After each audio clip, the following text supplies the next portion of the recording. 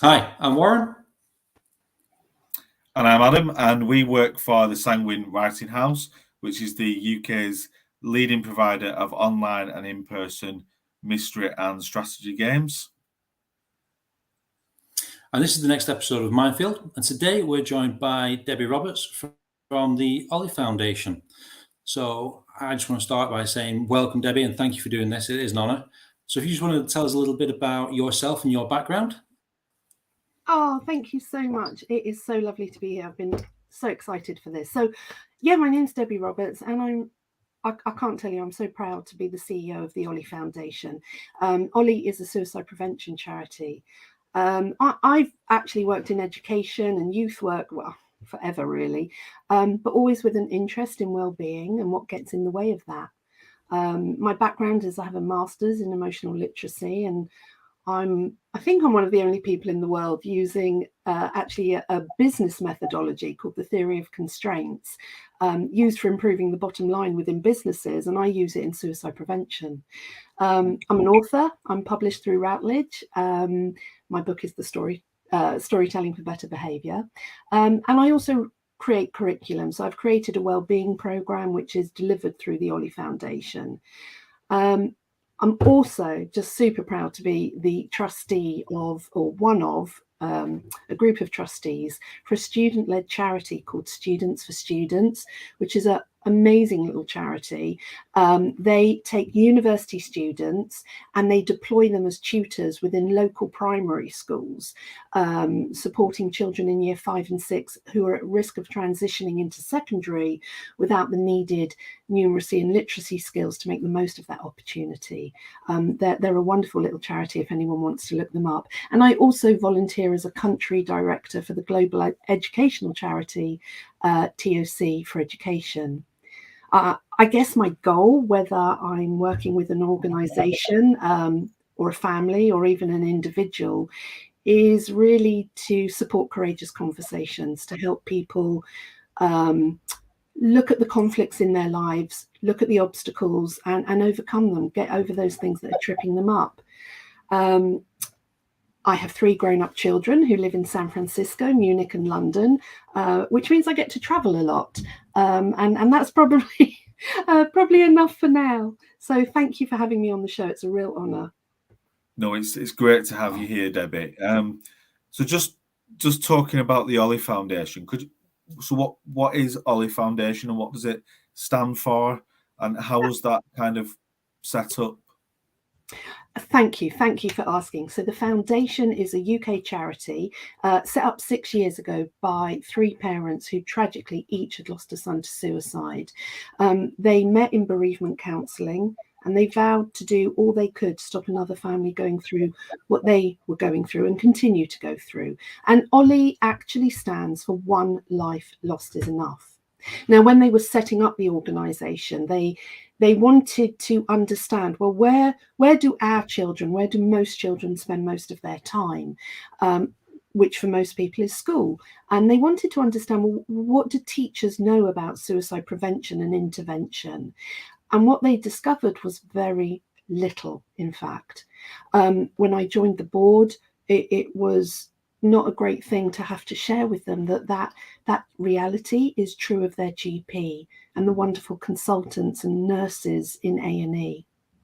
So now today, OLLIE provides well-being as well as prevention and intervention training. So we want to be upstream as well as down here in the crisis range of things. We deliver talks, education, panel events for professionals, parents and students.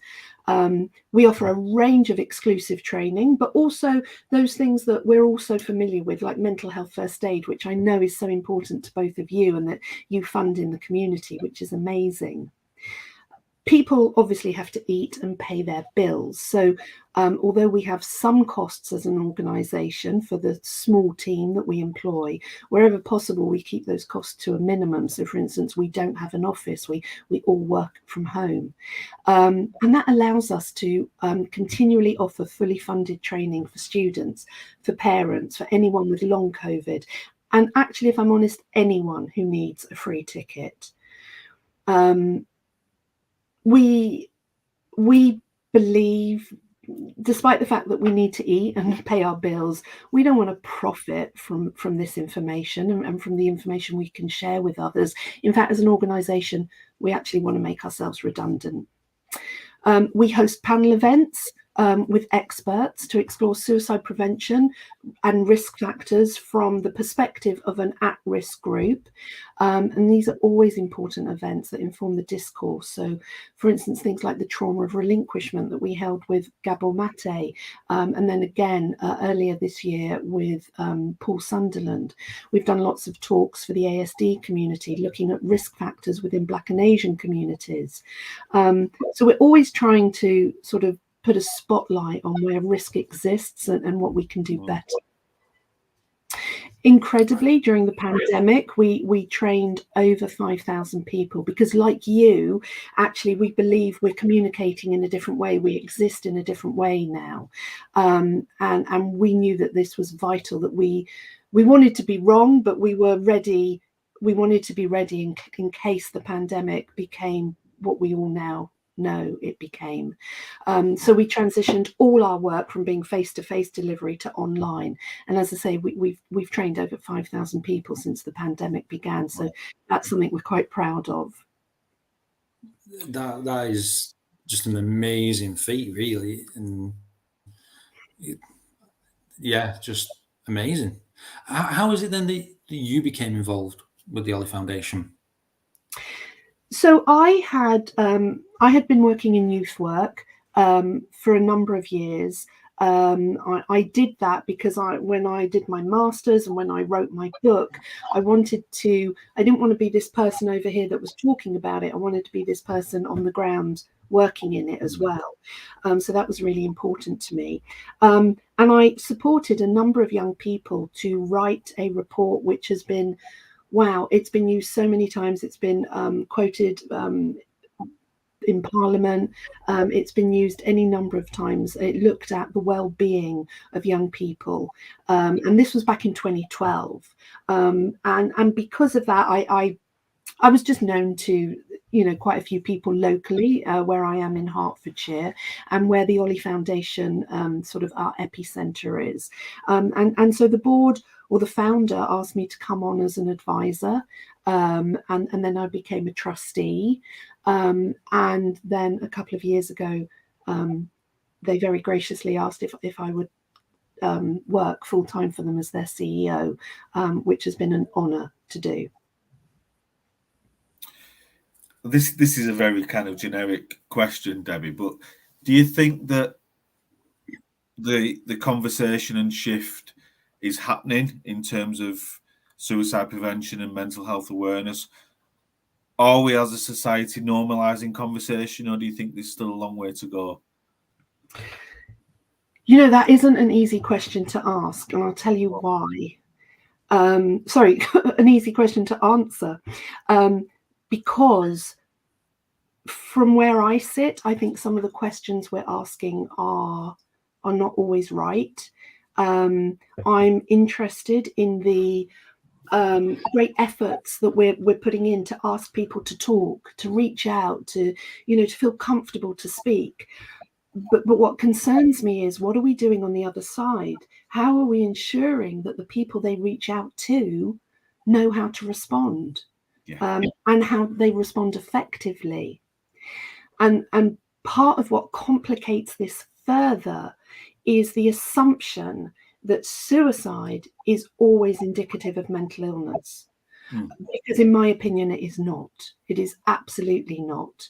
What we see many times is people dealing with social issues, with tears to their soul, to their heart, through bullying, divorce, toxic relationships, inability to feed themselves or their children. These are not mental illnesses. So when we always assume that the way somebody is now experiencing life is indicative of a mental illness, we're going to offer solutions based on that mental illness. How many times does a young person end up, or anyone, whatever age, end up in A&E because they have tragically felt that they needed to end their life? to be sent home again. Let me tell you, it happens way too often. And when I was involved in youth work, and still today at OLLIE, I receive phone calls all the time from parents saying, this can't be right. They were sent home. Like, what is going on? Well, the bullying that they're experiencing is not a mental illness. So if they're not meeting the criteria for a mental illness, it's very difficult for the mental health team to support them. So I think there's a huge education program we can do here for the public. You know, I don't know about the demographic of your listeners. I'm in my late 50s, and so I grew up with the Green Cross Code and the man who would help you understand about traffic lights and when it was safe to cross the road. And I think we need that kind of awareness, that kind of general awareness program, so that people understand the difference between mental health, which is something we all have, and mental illness, and the fact that people can reach a suicidal crisis when they have lost hope that anything can be different. Now, don't get me wrong, that's not to say that many people who are living with mental illness will not, will also struggle with suicidal thoughts. But it's just this knowledge that it's not, you don't have to have a mental illness. And if we believe that, I think the solutions we offer don't always fit. Sorry, that was a very long answer that sort of maybe went off on a tangent. No, that makes complete sense. Yeah, I think really does. The connection is always there, isn't it, between suicide and mental ill health, and it's a natural assumption, whereas actually suicide is just a choice and an option for people. And well, I would just say on that I possibly wouldn't say it was a choice, because for a lot of people they feel they have no choices. Why they're now feeling like, well, my only choice at this point is to end my life. But I understand what you were saying. Yeah. So with that then, so where would the OLLIE Foundation then get involved in that? Like, say, if people are just being sent home or are not being looked after, how does your foundation step in or get involved? Well, so we don't, as a foundation, aim to support people directly. The majority of our work is supporting everyone else, so supporting those around. So health professionals, teachers, parents, friends. Our work is predominantly around education and addressing this imbalance, this inequality in knowledge, and helping people understand, because no one's at fault here. People who assume that suicide must be indicative of mental illness, my thought on that is that, when we don't necessarily understand something that well, we make up a story around it based on our experience of life. Now, if you haven't experienced suicidal thoughts, I can completely understand why you would assume that somebody must be mentally ill to want to end their life, because life is so precious, right? So we build this narrative, and one of the issues with that is that it stops us reaching in, because if we believe that somebody is mentally ill, then, well, how can I help? We need a mental health professional now. I'm just a stranger on a bridge, or I'm just sitting here in the cafe, or I'm just the librarian.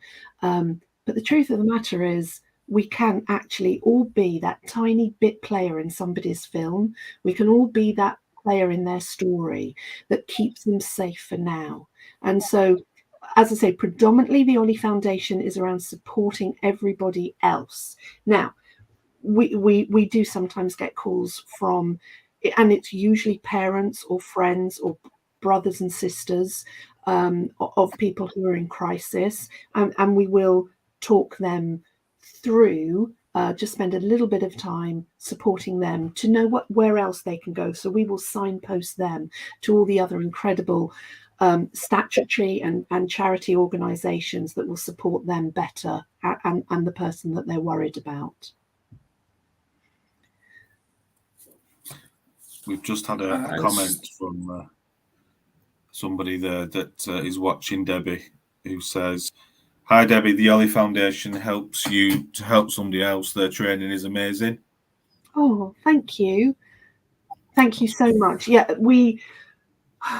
there's such a wealth of training out there.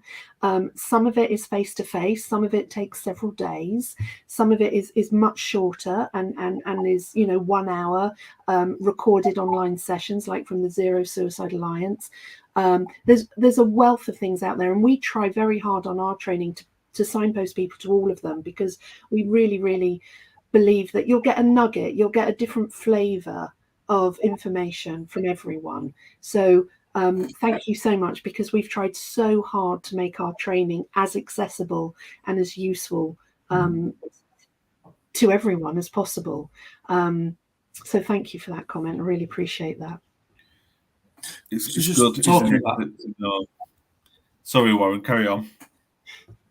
I was just going to say, obviously, about the accessibility of it. If somebody was looking for some form of training from you, how would they get involved, or do they need to be part of a group, like teachers, or no? Thank you for asking. So you simply go onto our website, the OLLIE Foundation. Now I must tell you that there are 3 charities with the name OLLIE in their title. Now, I'm good friends with all of them. We work very closely together. There's the OLLIE Trust that does lots of fundraising. There's OLLIE's Future, which works very much with doctors and trainee doctors, and they're doing amazing work. Tragically, all 3 foundations were set up by parents who'd lost a son to suicide, or sons to suicide. And now I only mention this because you cannot believe the number of times we get a donation and we realise by what's been written that it wasn't meant for us. Or we get invited to a meeting and I sit there and I think, oh, you think I'm so-and-so from the other charity. But it's all good. We're all good friends, and actually we all work really closely together. So the OLLIE Foundation, if anybody wants to come onto our training, just go onto our website, click onto our calendar, and there you will see all the training we have coming up. It's always being added to. So if you don't see a date that works for you, check back or just drop us an email. But on that calendar, you can click on to the training you want. So the suicide intervention and prevention training is called Talk Safe, Plan Safe. It's 2 hours, it's online, and we run it every few weeks. It is always free. But you're welcome to make a donation to support our work if that's within your gift. So you can do that. Now, this autumn, we're also offering two other additions. So we've got Talk Safe, Plan Safe, which is 2 hours, but we're also going to run Talk Safe on its own, which will be just an hour, and then Plan Safe, which is a separate hour. So you've got 3 choices now. Talk Safe will be looking at those things that stop people reaching out for help and the things that stop us reaching in, and then some ideas about what we could do differently. Plan Safe will simply be how we create a safe plan to keep someone safe, and it will be a guided workshop, so people will have the opportunity to practice it. And then Talk Safe, Plan Safe is both of those together, but without the guided practice part. As I say, you can go online, you can come to our open sessions, but we also are very, very happy to deliver these in-house to your community, to your friendship group, to your school, to wherever you are. And we do make a charge for that.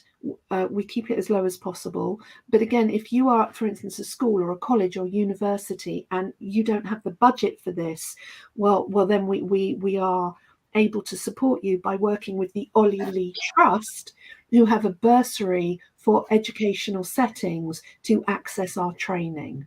As I said earlier, we all work together very closely because our mission is the same: to stop anyone else going through the loss of someone they care for.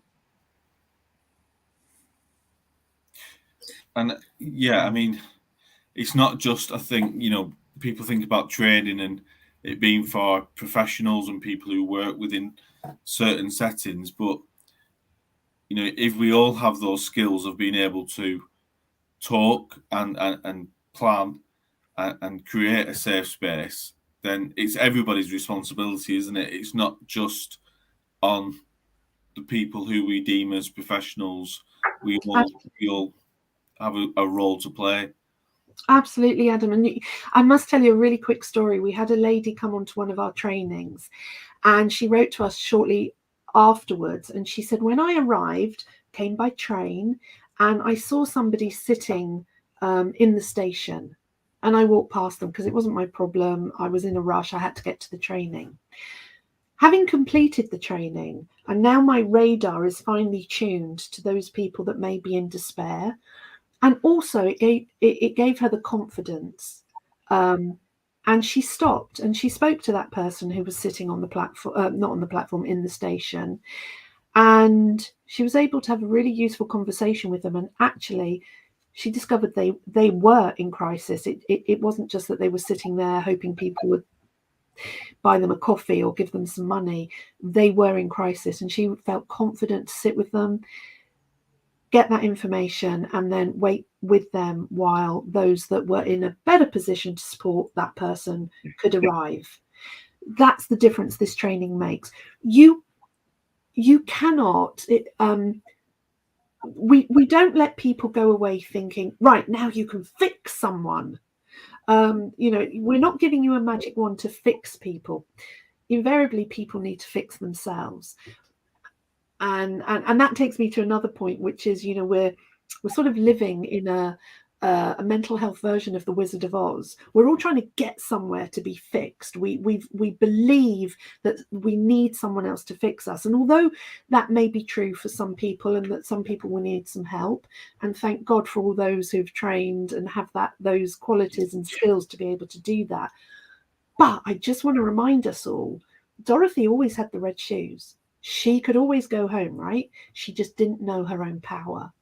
And so that's something that I think training like ours, and all the training that's available, like mental health first aid that I know you champion, it's not going to necessarily support you to fix someone. That's not what people generally need. What they need is someone just to listen and to say, okay, I'm not going anywhere. I'm going to stay with you.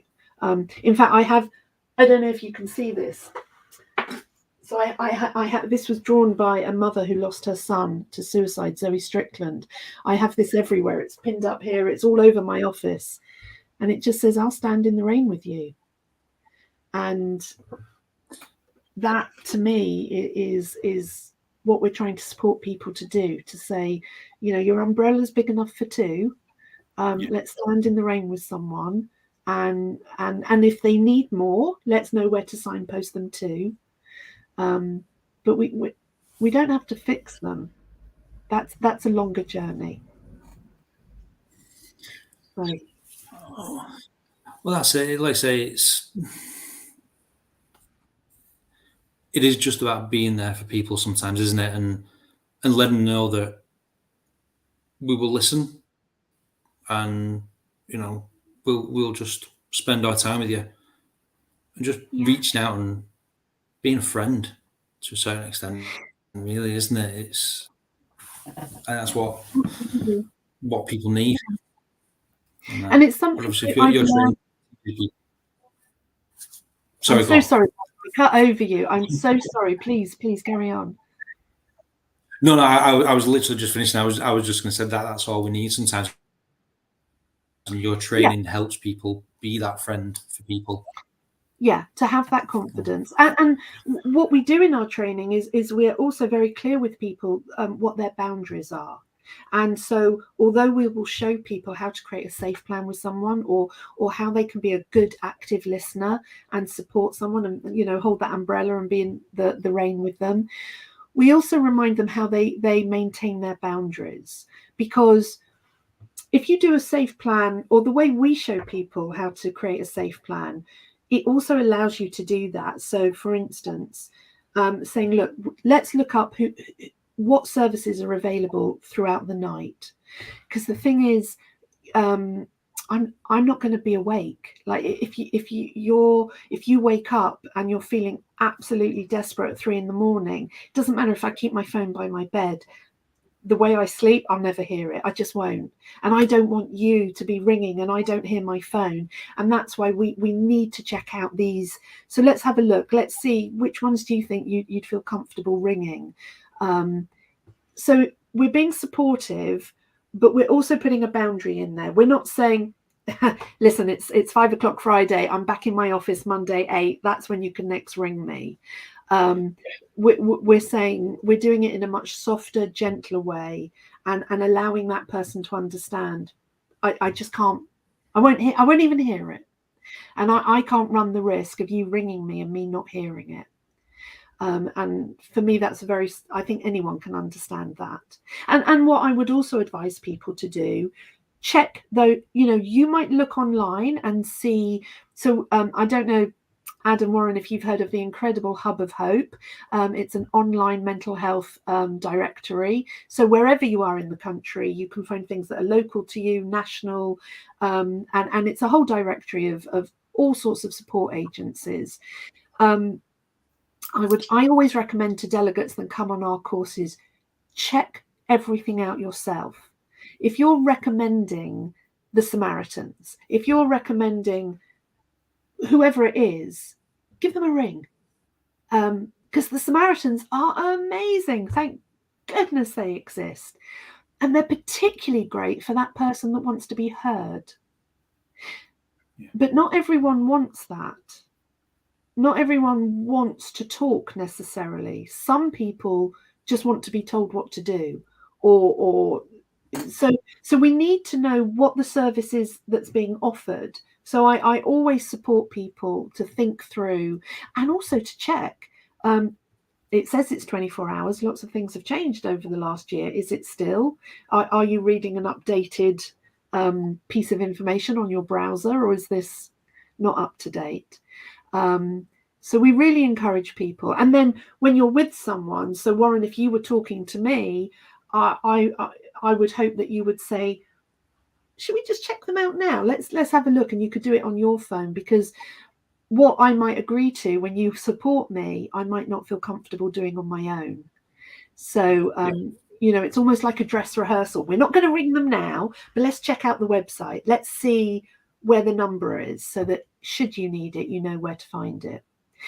This isn't rocket science, right? No. This is, but I think people are terrified of mental health training and doing some kind of course but actually, you're right, it's not rocket science.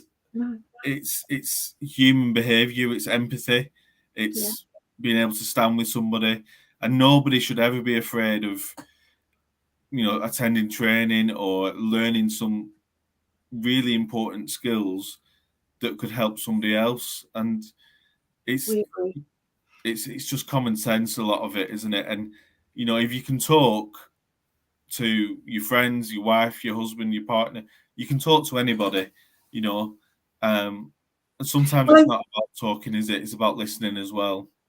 Exactly. So what we do try and do in our training is support people to understand the language that they're using, because the language that we use is loaded. It tells us so much about what we think about that person. So, for instance, on our training, we will say things like the euphemism a lot of people use. You're not thinking of doing something stupid, are you? Now, I know that is usually said with love, with compassion, with fear, that if you say anything more direct, you could be putting an idea in their head, or you could be insulting them. But if we just look at the logic of those words, you're not thinking of doing something stupid, are you? For some people, that might infer that I think suicide is stupid, and you're stupid for thinking about it. Yeah. So language is really important, and we spend a lot of time going into this during our training. We also look at the language, because every generation has its own slang, its own vocabulary. So we also share with our delegates some of the words that they might see, or some of the phrases that they might read in social media streams, so that they understand this has another meaning. And you might want to be aware of that. So language is incredibly important, and that listening, being able to listen without any kind of judgment. I don't know that we're quite past those days, but we're getting closer to the days when we sit there and we say to someone, what will this do to your mother? What will this do to your sister? Because we can't guilt or shame people out of their despair. That might be a trick that works for a little while for this meeting or this discussion, but it doesn't solve the problem, because there will always be a reason why they've got to that point. And that's what needs to be unpicked. And and that shame might just inevitably drive them further into that kind of crisis stage, mightn't it? And I believe so, Warren. For some people, yeah. I think for some people, not everyone, but for some people, it will reconfirm I'm a burden. Actually, as much as it will hurt them, in the end, they'll get over it, because in the end, they'll come to see they're better off without me. Now, obviously, that's not what happens. No one ever is left going, well, I'm better off now. But that's the thinking that starts happening for some people. And it's just heartbreaking. It is. It's all heartbreaking, really, and I think it's kind of sad that it's not sad, but that people like yourself are needed. As you say, I liked what you said at the very beginning of this, where obviously your company, the foundation, isn't about making money. Ideally, you want to make yourself redundant, Absolutely. and it'd be nice if we weren't needed. I think if and there we're wasn't seeing this issue. And we're seeing. I think I've just seen Shelley put something in the chat about things like going back to language, things like committed. We still see that as a very common, it's just part of our language to say someone committed suicide. But I'm sure lots of people listening to this will already know that comes from, it's so loaded. It comes from when suicide was a crime. And by the way, suicide is still a crime in many places. I know a young woman who attempted to end her life in Texas in the United States. It wasn't an ambulance that came, it was the police car that came, because it's a criminal offence. And this is born out from a religious concept of suicide being a mortal sin. So, the language we use, it's so important to understand how it can distance people. My personal one, and I'm really sorry for any counsellors that listen to this, because I know that this is something that within the healthcare profession it's used a lot, but to me it's like nails down the blackboard, is when people said they completed their life. I look at my kid on PlayStation and I think we didn't complete a level.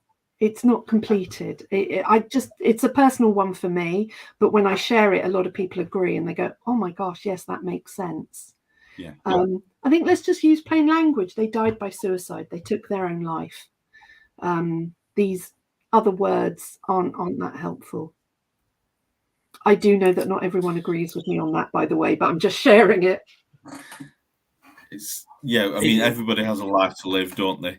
And I think what you're doing is amazing, and other organisations, we need to be proactive instead of reactive. We need to educate as much as we can.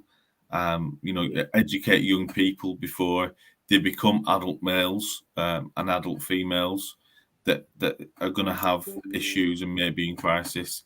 So the more kind of intervention, prevention, and kind of proactiveness that we can put into place, you know, we kind of safeguarding our future generations in a way, you know, to kind of stop this kind of cycle that we've kind of found ourselves in at the moment.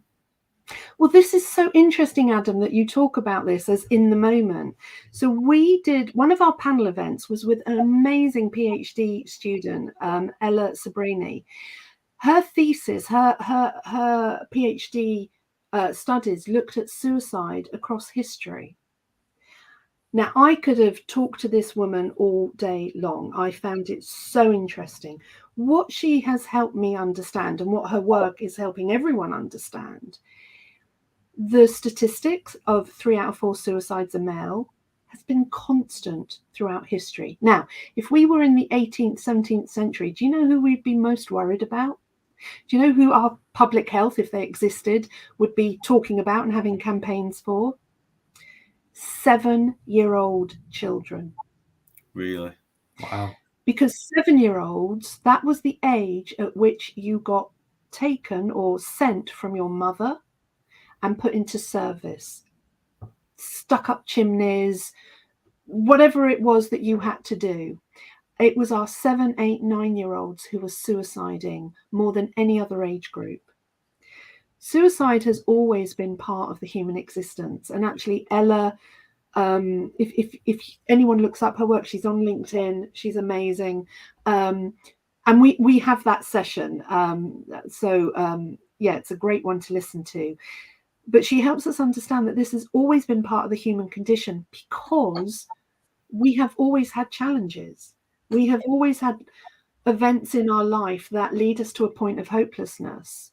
And so for me, that's where we need to focus our attention on. And that's why at OLLIE, we include the conflict resolution and goal setting and all these upstream type of skills. Because I really believe if you know what your goal is and how to plan for it, which in the work we do means being real and honest about the obstacles you face, because they're just obstacles. You know, when we go on a car journey, what do? We get our phones and we put the route in and we see where the traffic jams are, right? This is all we're talking about, but in life. So we know where we want to get to, what could possibly get in our way. Because just like when we drive, we plan our routes so that we avoid those obstacles. Now, it might be a slightly longer route normally, but for us today, because of that traffic jam, it's the best route. And that's what we're trying to teach people. So that's why now at OLLIE, we bring in all this sort of what I call upstream. You know, before people have jumped into the river, let's get upstream to stop them. And so that is why we're so passionate about the goal setting, conflict resolution, and understanding how thought works, understanding and being curious about our thoughts. Now, I can't tell you who it was because it was years ago and it was at a conference. And I'm so sorry because I don't know this fabulous trainer's name. But anyway, I'm going to tell you what they showed us as an audience. They had an image, like David Attenborough film, of a gazelle being chased by a lion or a pack of lions. The gazelle got away. Now, this presenter made us all laugh because she said, did the gazelle go around finding all the other gazelles going, oh my God, did you see that? Did you see what just happened? Oh my God. What would have, if they had caught me, who would have looked after my baby? She showed us our ability to catastrophize and live in the past, and how that depletes us of our ability to be in the moment and maybe see the next pride of lions that are coming to track us. But she was a brilliant and very funny lady, and she had the whole audience in stitches.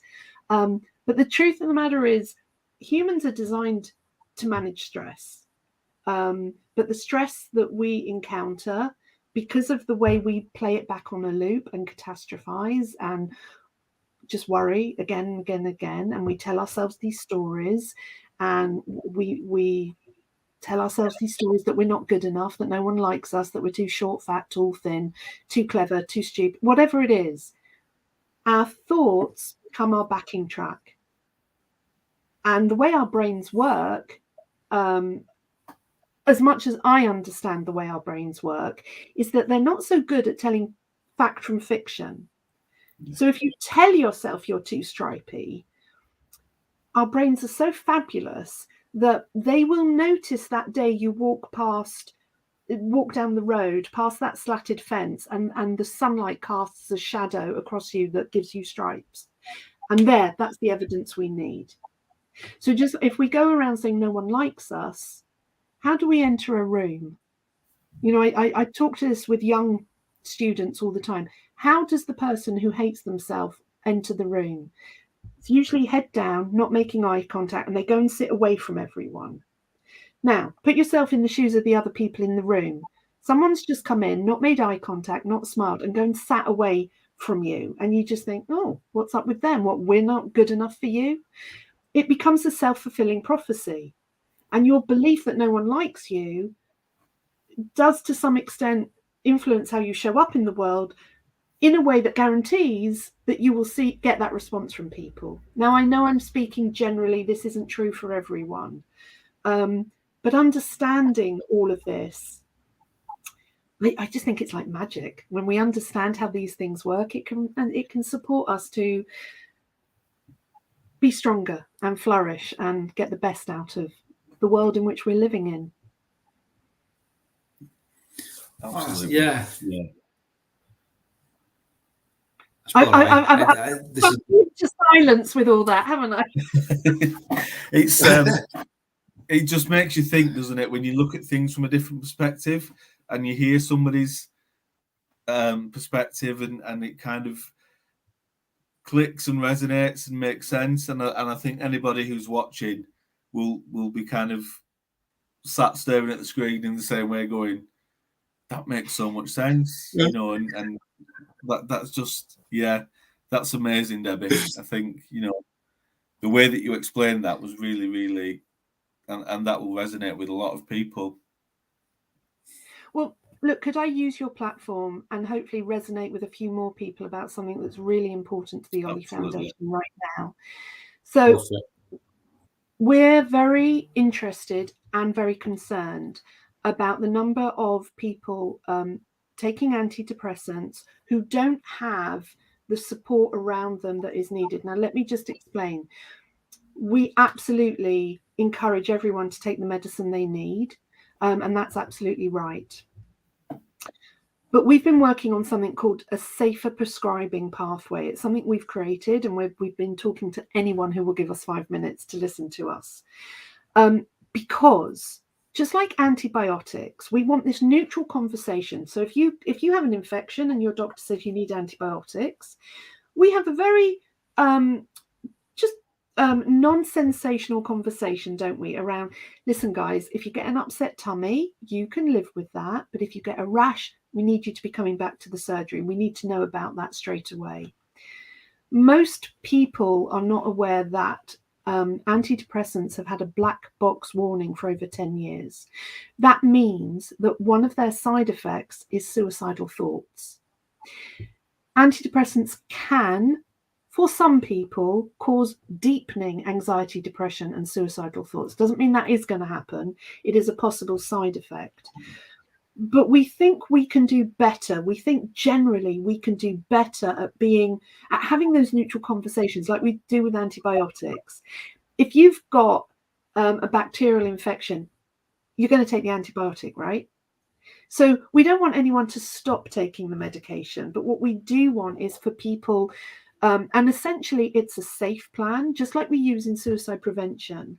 But a safer prescribing safe plan is just around the medication.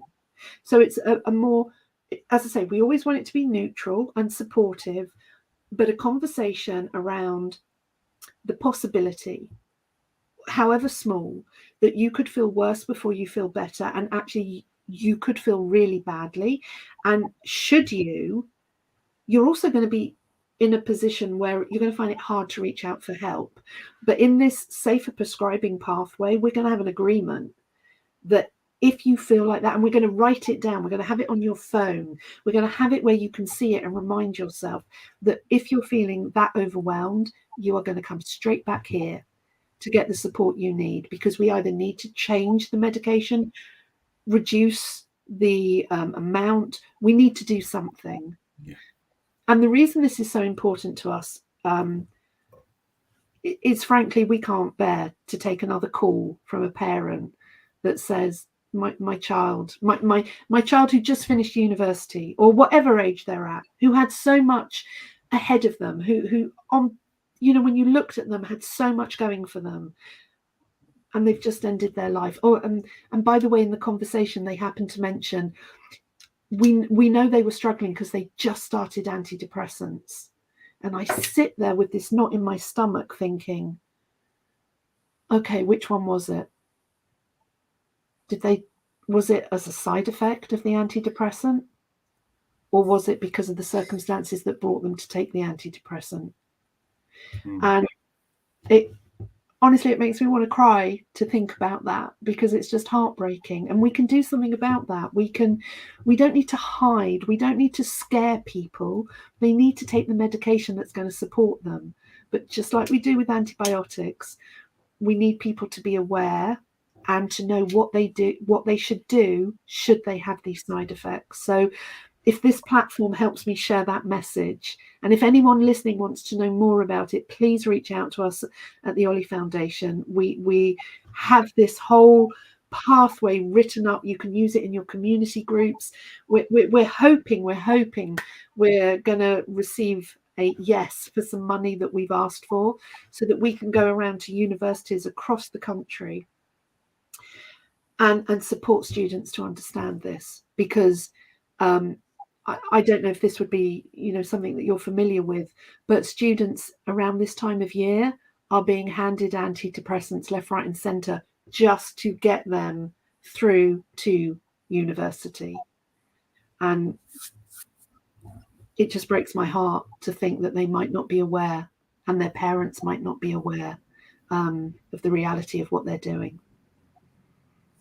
So thank you for giving me those few minutes to talk about that.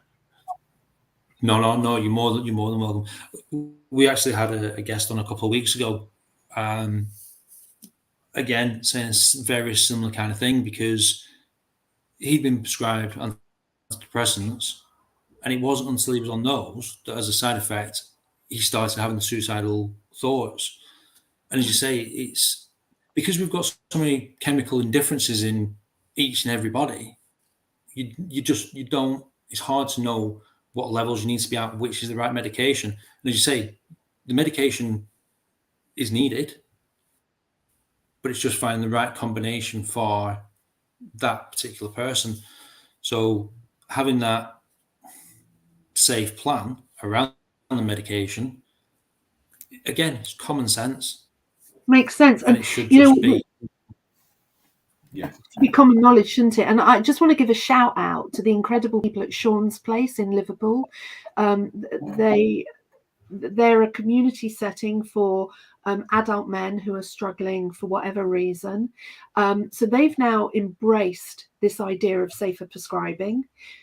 You know what? These guys that are going there are now confident to have these conversations, and they're having, you know, they bring in a pharmacist once a week so that they can have these conversations with a professional, not me, but, you know, with a professional who really understands the medication. It's not just suicidal thoughts. These guys are now understanding their impotence, the need to go to the toilet 20 times during the night. They weren't sharing this stuff because they were embarrassed, but now they've got this opportunity, and their medication is being tweaked, like you said, Warren. So it meets their personal needs, and they're no longer putting up with stuff that was, you know, just ruining their lives. So it's so important, and we're seeing the impact it's having for people already. So we just want to, as I say, hopefully we'll be awarded this funding, and it will allow us to get out to more people and share this. I really hope you get that, because it's so important. Yeah. Thank you. Yeah, it's been amazing. And I really, like I say, could just talk for hours. I think you've got so much advice and so much to give. And I think what you do and what the foundation does is just fantastic. It really, Absolutely. really is. Yeah. Thank you. So I just want to say, sorry, I was just going to say thank you so much for joining us. And we'd love to, again, a little bit down the line, have another catch up and see, how we're getting on, see whether you've got this money and how the safe prescribing is going. Oh, thank you. It would be wonderful to come back and tell you all about it. Thank you. Yeah, and as always, if anybody's got any messages or anything that they would like to pass on to Debi, any comments, any information that's been in the podcast, please let us know, and we'll make sure that those messages, comments gets passed along to Debi. Thank you for watching, and thank you, Debi, for coming along and speaking with us today. It's been very insightful. It's been great, and yeah, we look forward to you joining us again. And, thank you. I'd love to. Yeah, thank you very much. Thank you, everyone. Thank you. Bye. We'll see you later. Bye. The Mindfield podcast has been presented by the Sanguine Writing House, the UK's leading provider of online mystery and strategy games, along with team training, mental health awareness, and mental health first aid courses. To find out more and to book your course or game, please visit tswh.co.uk.